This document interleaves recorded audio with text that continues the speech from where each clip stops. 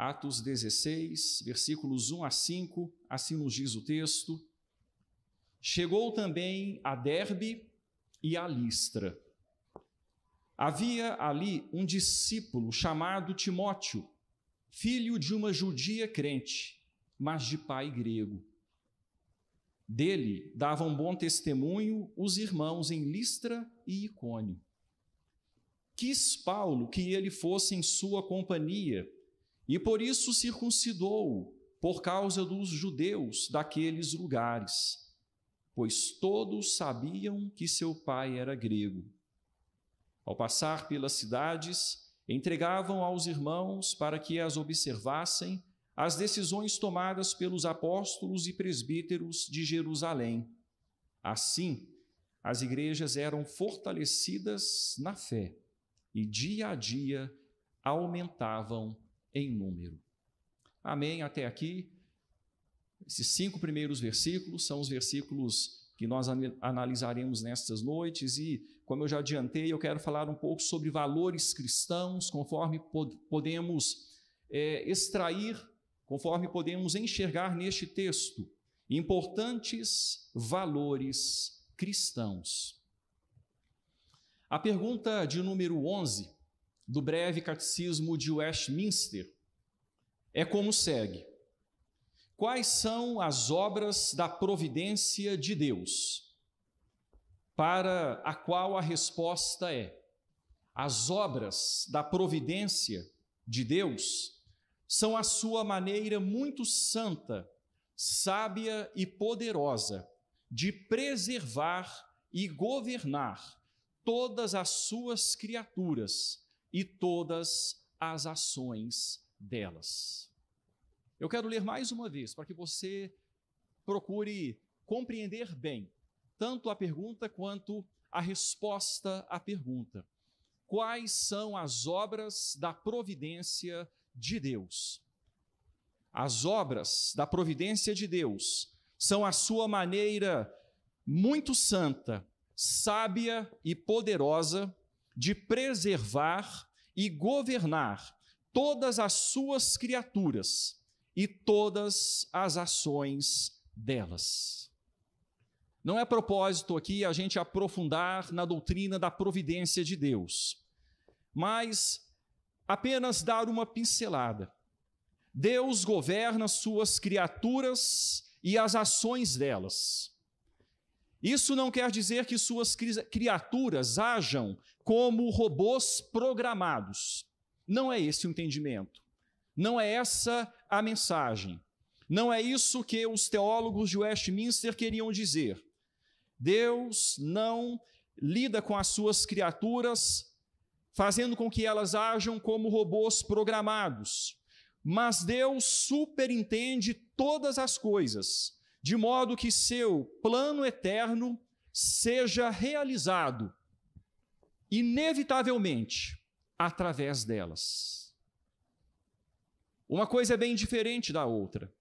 Deus superintende as suas criaturas e as suas ações, de modo que o seu plano eterno há de ser realizado inevitavelmente por meio delas.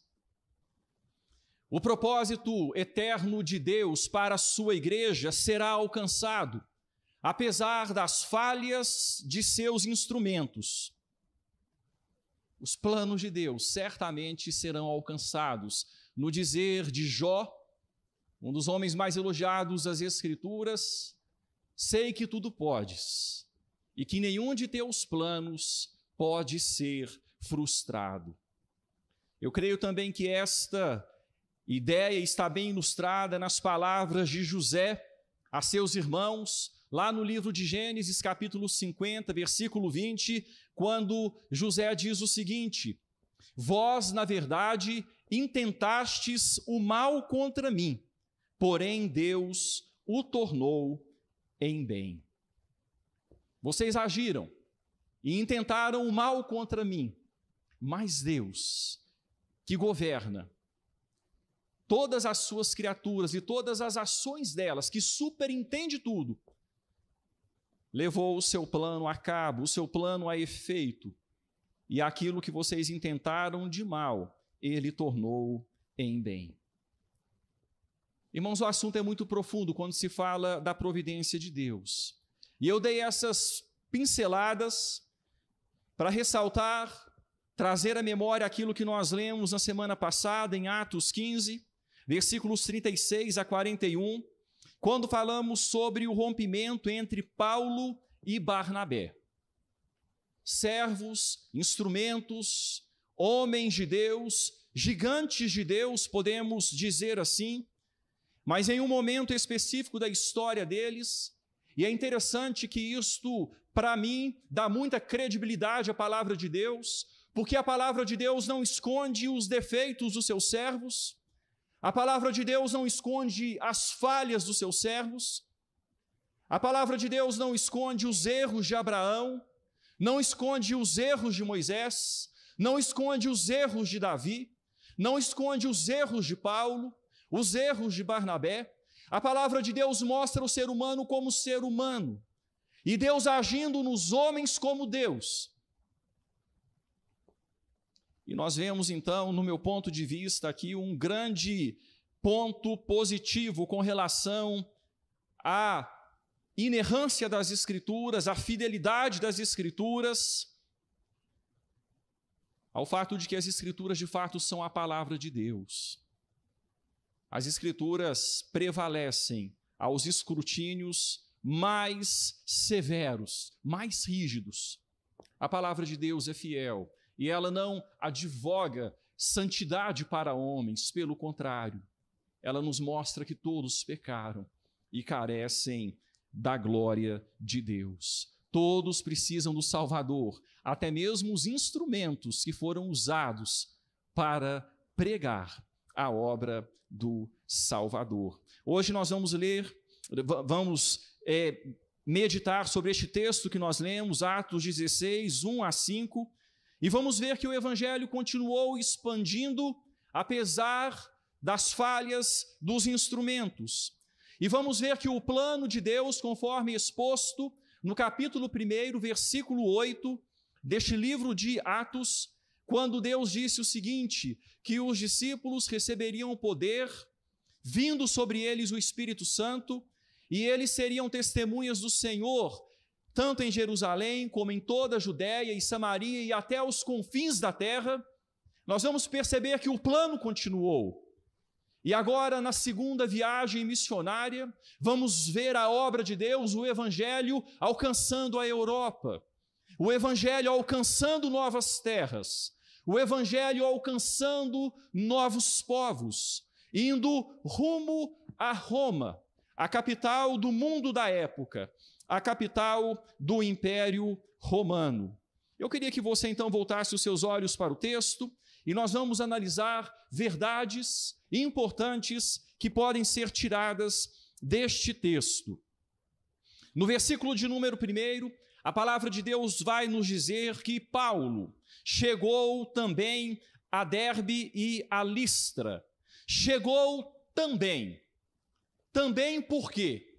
Porque cumprindo a determinação do Concílio de Jerusalém, Paulo havia passado pela igreja de Antioquia da Síria, havia passado pelas igrejas da Cilícia, havia passado pelas igrejas da Síria e, por fim, pelas igrejas da Cilícia. E agora ele prosseguiu. Ele chegou também às cidades nas quais ele havia passado na primeira viagem missionária. Então, chegou também, é porque ele havia passado, conforme diz o versículo 41 do capítulo anterior, pela Síria, pela Cilícia, confirmando as igrejas, compartilhando as determinações do Concílio de Jerusalém. E ele então chega a Derbe e a Listra, e ele começa a fazer o caminho inverso. Foram as últimas cidades pelas quais ele havia passado na primeira viagem. Agora ele começa por elas. Barnabé e João Marcos haviam descido para a cidade ou para a ilha de Chipre.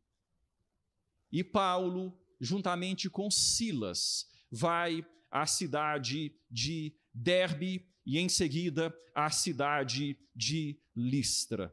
E o texto prossegue dizendo que na cidade de Listra havia um discípulo chamado Timóteo. E nós então entramos aqui na história de um homem admirável das Escrituras. Um homem admirável. Um homem que era cheio de limitações, e a Bíblia mostra para nós essas limitações. Um homem que precisava ser encorajado muitas vezes, e Paulo era um encorajador e dizia: vai, Timóteo, prossegue, permanece, prega, faz o trabalho.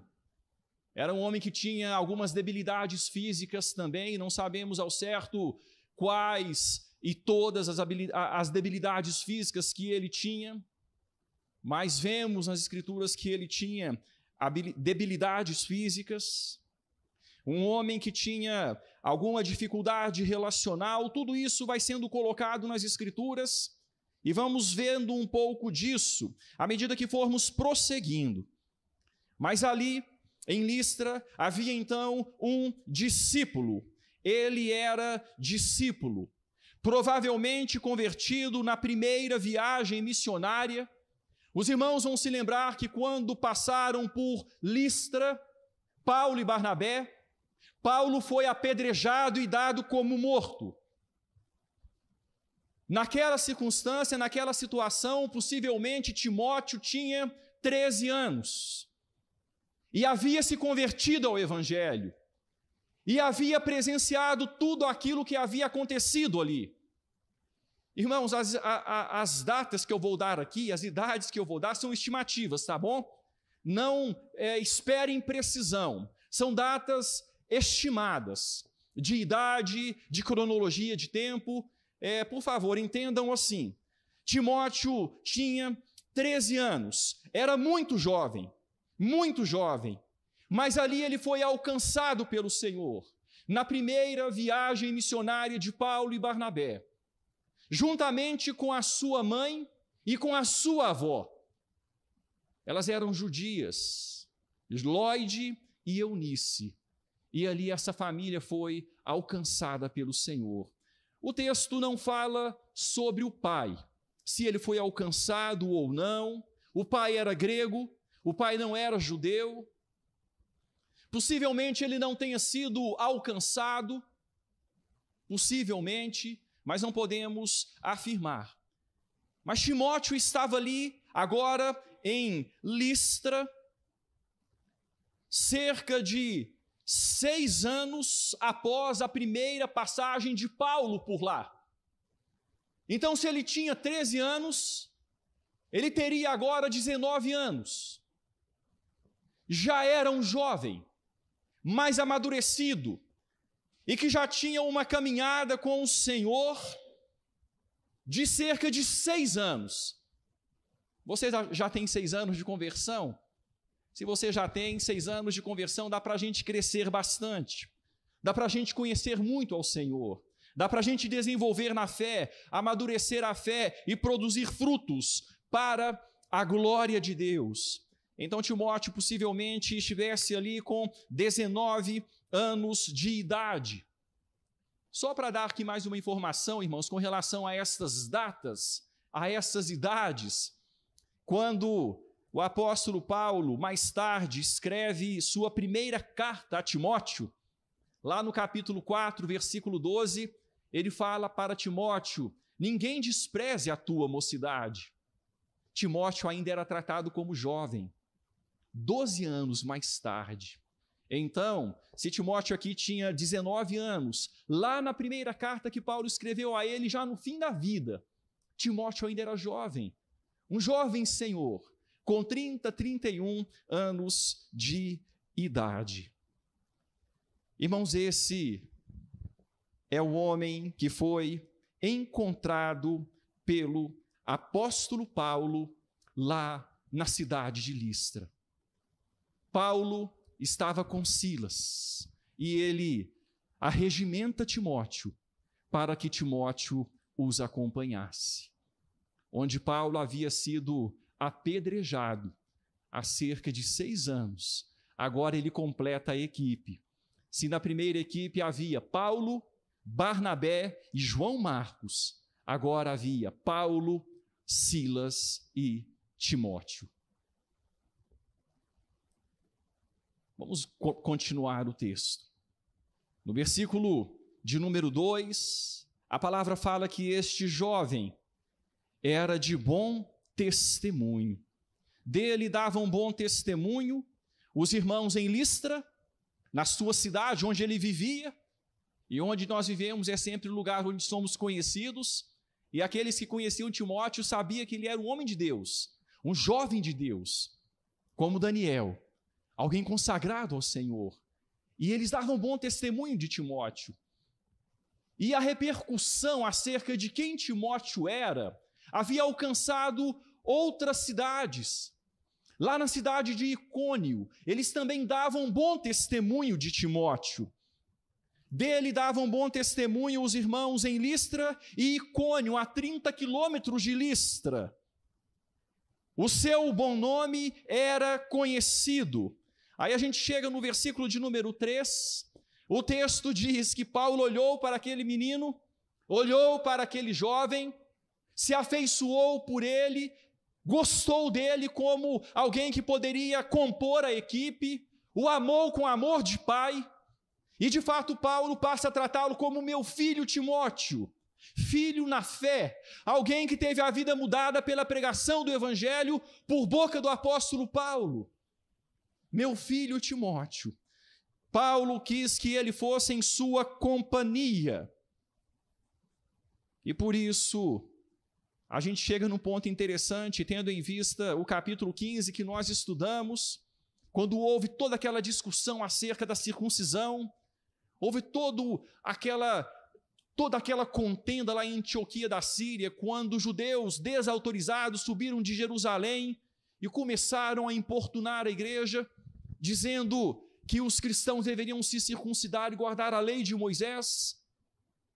E vimos então o concílio de Jerusalém, vimos as deliberações, e como essas deliberações estavam trazendo paz à igreja. E nós chegamos aqui no versículo 3, e o texto diz que Paulo, para levar Timóteo em sua companhia, quis circuncidá-lo. Irmãos, é interessante nós observarmos essa questão e esclarecermos essa questão. Alguns dizem que há incoerência da parte de Paulo aqui. Alguns dizem que há inconstância. Ora, por que é aquele que foi tão duro e tão severo, falando contrariamente à necessidade da circuncisão, por que é que agora ele toma a iniciativa para que Timóteo fosse circuncidado?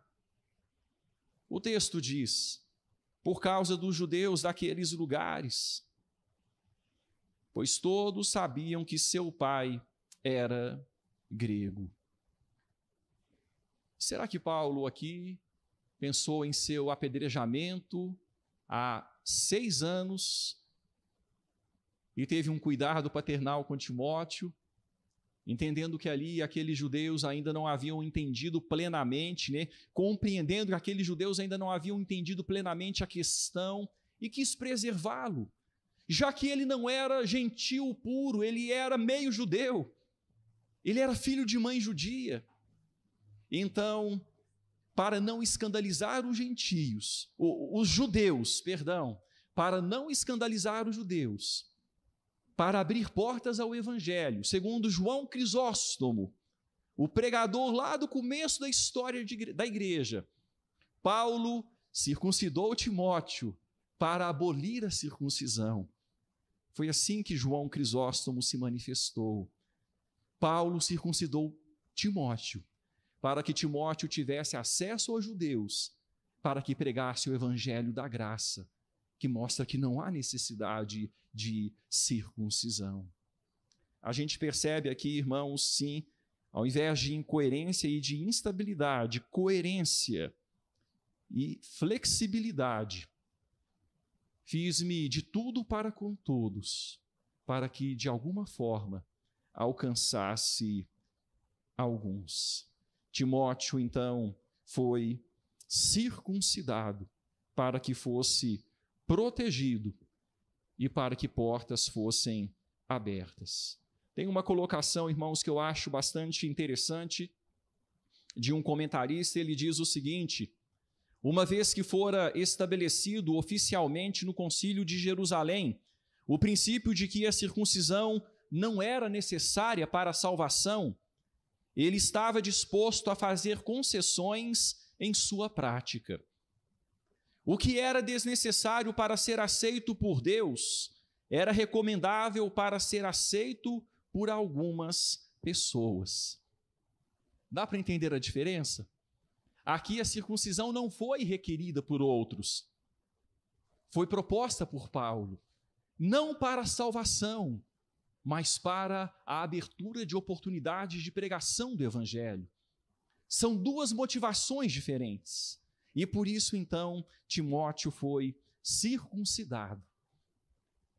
Aquilo que estava por trás, as motivações eram bem diferentes. Nesse tempo, quando tornou-se parte da equipe, tornou-se parte oficial da equipe do apóstolo Paulo, Timóteo também deve ter sido ordenado. Eu gostaria que você, mantendo o texto de Atos aberto, fosse comigo para 1 Timóteo, capítulo 4. 1 Timóteo, capítulo de número 4.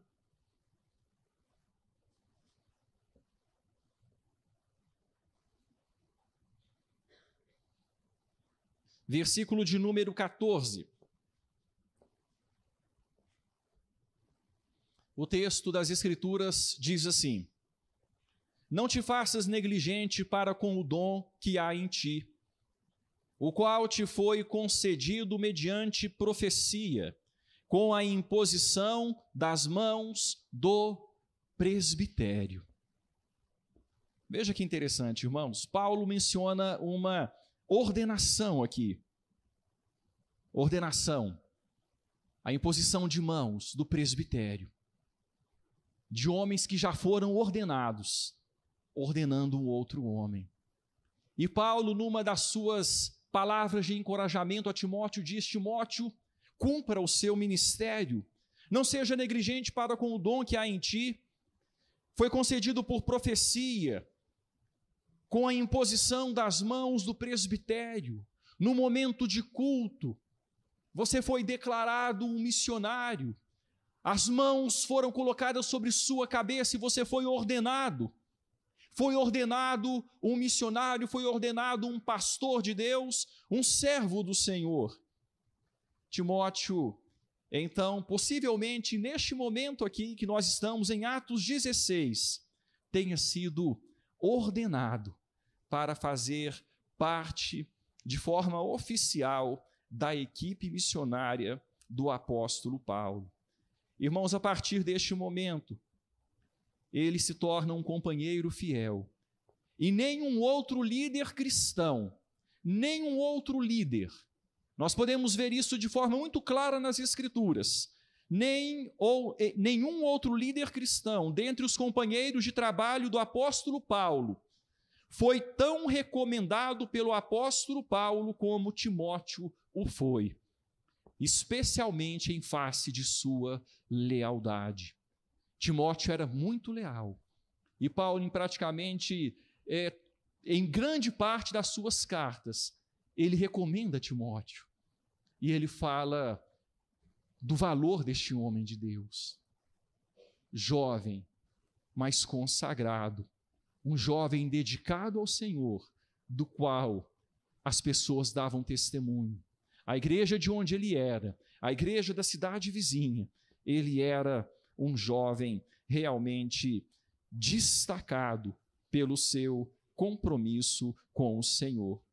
Então, irmãos, prosseguindo o texto, no versículo de número 4, nós lemos que, ao passar pelas cidades, entregavam, agora no plural, o texto no versículo 1, quando fala chegou, fala de Paulo, agora no versículo 4, quando fala entregavam, fala da equipe, fala de Paulo, de Silas e de Timóteo.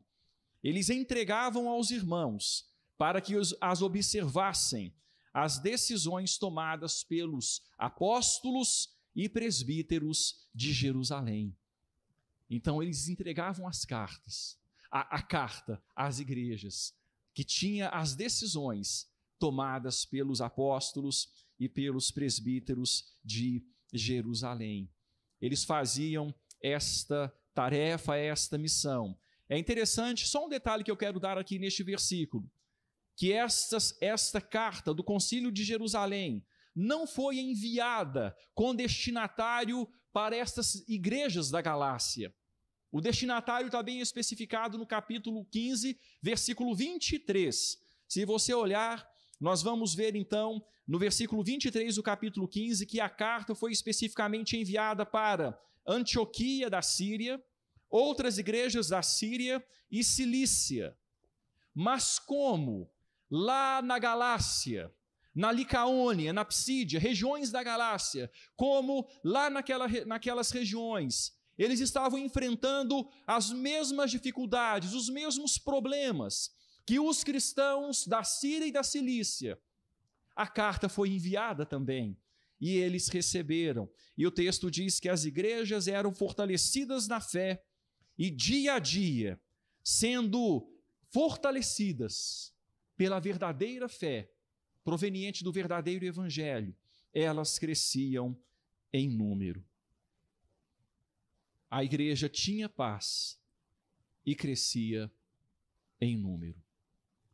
Irmãos, esse é o texto. Como eu disse, nós estamos procurando ser breves naquilo que nós temos a compartilhar hoje. Eu quero finalizar ressaltando então alguns importantes valores cristãos que nós podemos aprender, nós podemos tirar, extrair desse texto que nós lemos. Primeiro valor cristão, a educação cristã no lar. Preste atenção nesse valor cristão, a educação cristã no lar. Quando nós pensamos a respeito de Timóteo, ele foi convertido jovem, bem novo, 13 anos, conforme estimativa. Ora, 13 anos é alguém que está começando a vida, é alguém que está dando os primeiros passos. Embora a mãe de Timóteo e a avó de Timóteo fossem judias, Timóteo era filho de pai grego. Ele não teve iniciação judaica, ele não era adepto ao judaísmo, porque se fosse, ele teria sido circuncidado na infância. Então o pai dele possivelmente se opôs à sua circuncisão. Mas ele se converteu aos 13 anos. E desde a infância ele sabia as Escrituras. Porque tanto a sua mãe quanto a sua avó ensinava no lar as Escrituras. Quando nós lemos, você não precisa de abrir, mas eu quero ler rapidamente em 2 Timóteo, capítulo 1, versículo 5, Paulo falando para o seu filho na fé. Paulo diz o seguinte: pela recordação que guardo de tua fé sem fingimento. Eu sei, Timóteo, que a sua fé é leal, é verdadeira. Eu guardo essa recordação da sua fé sem fingimento, a mesma que primeiramente habitou em tua avó Lóide e em tua mãe Eunice. E estou certo de que é também em ti. Ora, convertido Timóteo, agora aquilo que ele aprendia em casa do Antigo Testamento, conforme era interpretado pelos fariseus, passou a ser interpretado conforme o Evangelho. E ele foi sendo nutrido em casa. Ele foi crescendo em casa através da educação cristã no lar. Quando nós vamos para o capítulo 3, versículo 15 de 2 Timóteo, nós lemos assim, versículos 14 e 15: Tu, porém, permanece naquilo que aprendeste e de que foste inteirado, sabendo de quem o aprendeste, e que desde a infância sabes as sagradas letras, que podem tornar-te sábio para a salvação pela fé em Cristo Jesus. Paulo escrevendo para Timóteo e falando que ele, desde a infância, antes mesmo da conversão, quando ele era instruído no judaísmo, ele tinha o ensino das Escrituras dentro da sua casa. Um grande valor, a educação cristã no lar. Meu irmão, minha irmã, você que é pai, você que é mãe, é uma responsabilidade sua, assim como é uma responsabilidade minha. É uma responsabilidade nossa educar os nossos filhos no lar. É lá que eles vão firmar valores. É lá que eles vão firmar conceitos bíblicos. É lá que eles vão perceber que a palavra de Deus é relevante, não é apenas, como eu disse pela manhã, um apêndice à vida. Não, é a própria vida. A vida do cristão é vivida tendo em vista o ambiente da palavra. A vida do cristão é construída tendo em vista as orientações da palavra.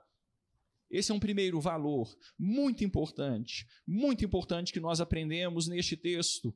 A educação cristã no lar. Com 13 anos convertido, mas desde antes disso, conhecedor das Escrituras. E a partir dos 13, ele pôde se desenvolver tão rapidamente, porque ele já conhecia todo o pano de fundo das profecias, todo o pano de fundo da revelação bíblica, conforme Moisés, os profetas, os salmos do Antigo Testamento. Um segundo valor que eu quero destacar, o valor do bom testemunho. Irmãos, é muito marcante quando o texto diz que Timóteo era alguém de quem dava bom testemunho. Toda a igreja, aqueles irmãos de lá, davam bom testemunho acerca daquele jovem. Dele davam bom testemunho os habitantes de Listra e de Icônio. Irmãos, muito necessário se faz nos nossos dias termos uma juventude consagrada. Eu quero passar essa palavra para você que é jovem, para você que está aí mais ou menos na idade que Timóteo tinha, na casa dos 20 anos, um pouco antes, um pouco depois. Nós precisamos nos nossos dias de jovens de Deus, de jovens que amam a palavra, de jovens que tenham um compromisso com o Senhor, de jovens que decidam fazer diferença na escola, de jovens que decidam abrir grupos de estudo para estudar a palavra, que não se envergonhem do Evangelho, de jovens que tenham o desejo de influenciar e não de serem, e não se permitirem ser influenciados. Eu tenho visto nos nossos dias uma carência, uma necessidade grande de jovens assim. Precisamos de jovens que assumam, que tomem nas mãos o bastão e digam: olha, agora é minha vez, chegou o momento da minha geração, eu quero assumir responsabilidades, eu quero pregar o evangelho do meu Senhor, eu quero proclamar a salvação que me alcançou, eu quero fazer diferença. Jovens que façam diferença, como Timóteo fazia. E não precisa ter personalidade forte, não precisa ser alguém que chega e aparece, mas precisa ser alguém consagrado. Alguém que corra do pecado, alguém que ore ao Senhor, alguém que estude a palavra. Alguém que decida servir a Deus de todo o coração e não se contaminar. Nós precisamos de jovens consagrados ao Senhor, uma juventude consagrada, e é um desafio a você que é jovem, que está aqui nesta noite, a repensar a sua vida, a procurar pensar no impacto que tem sido o seu impacto para com aqueles com os quais você vive, como alguém que conhece a palavra. Que impacto você tem deixado? Será que você tem feito diferença? Ou você tem sido um entre outros? Ido aos lugares que os outros vão, feito tudo que os outros fazem, falado de tudo que os outros falam, mas não falado do seu Senhor.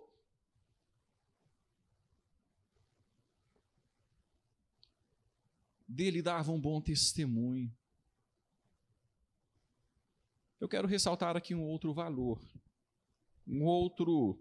valor que nós podemos extrair deste texto, um terceiro e último valor: a importância da ordenação. Timóteo foi comissionado, e sendo comissionado, ele foi ordenado. Ele foi separado e consagrado através da imposição das mãos do presbitério. Os presbíteros das igrejas impuseram a mão sobre ele e ele foi enviado oficialmente. Daqui a pouco nós vamos proceder à ordenação de alguns irmãos que foram chamados pelo Senhor, confirmados pela igreja, aprovados pelo conselho da igreja e agora serão ordenados ao serviço. É interessante que quando nós refletimos sobre a ordenação é algo desde os tempos apostólicos, onde os apóstolos ordenaram com imposição de mãos, onde os que foram ordenados ordenaram outros e ordenaram outros e ordenaram outros e ordenaram outros. Eu fui ordenado no dia 28 de janeiro de 2001. Alguns anos depois, o meu filho nasceu nesta mesma data, dia 28 de janeiro. Então, uma data importante para mim, a data da minha ordenação e a data do nascimento do meu filho, 28 de janeiro.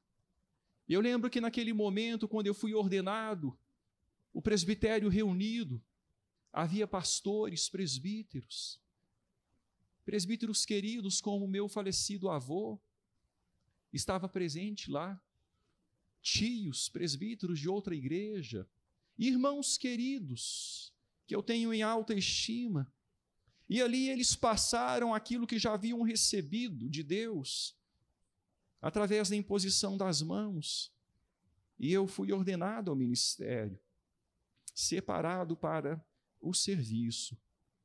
E essa é a ideia da ordenação, é a delegação de uma autoridade por alguém que já recebeu essa mesma delegação de autoridade. A autoridade não é de quem delega naquele momento, mas é daquele que mandou ordenar lá atrás, aquele que delegou a autoridade lá atrás. A autoridade é do Senhor. Irmãos, eu quero finalizar esta palavra falando sobre importantes valores cristãos. Gostaria que esses pontos ficassem bastante claros na sua mente. O valor da educação cristã no lar. Como faz diferença? Como faz diferença aprender de Cristo dentro de casa? O valor do bom testemunho. O valor da juventude consagrada. O valor da ordenação.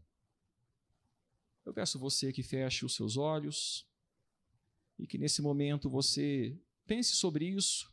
De repente algo daquilo que foi lido aqui, daquilo que foi falado, é mais necessário para você neste momento, quem sabe, você assumir uma responsabilidade com a educação cristã dentro do seu lar, assumindo a responsabilidade sobre os seus filhos, de orar por eles e com eles, de ensinar as Escrituras. Quem sabe você que é jovem precisa de um compromisso maior com o Senhor, no sentido de ter um bom testemunho, de ter uma vida consagrada ao Senhor, o desejo de fazer diferença, o desejo de servir a Deus com a vida, sabendo que é assim que deve ser, é assim que Deus espera. Lembra-te do teu Criador nos dias da tua mocidade, aproveita a tua força para servir ao Senhor. Aproveita a tua força para honrar o Senhor. Quem sabe é algo que você precisa ouvir e com o que precisa se comprometer. Quem sabe a respeito do valor da ordenação, valorizar a ordenação que já recebeu, que é uma bênção tão grande, tão maravilhosa. Aqueles que receberão a ordenação, entender que é algo sublime, é algo da parte de Deus, algo que aconteceu lá no passado, desde os tempos apostólicos, e que continuamos fazendo debaixo da mesma autoridade, a autoridade do Senhor da igreja. Eu peço aos irmãos que estejam em oração, enquanto os irmãos estão orando, quero convidar os nossos irmãos presbíteros a virem até a frente. Logo em seguida, nós vamos iniciar o nosso momento de ordenação e instalação daqueles que foram eleitos.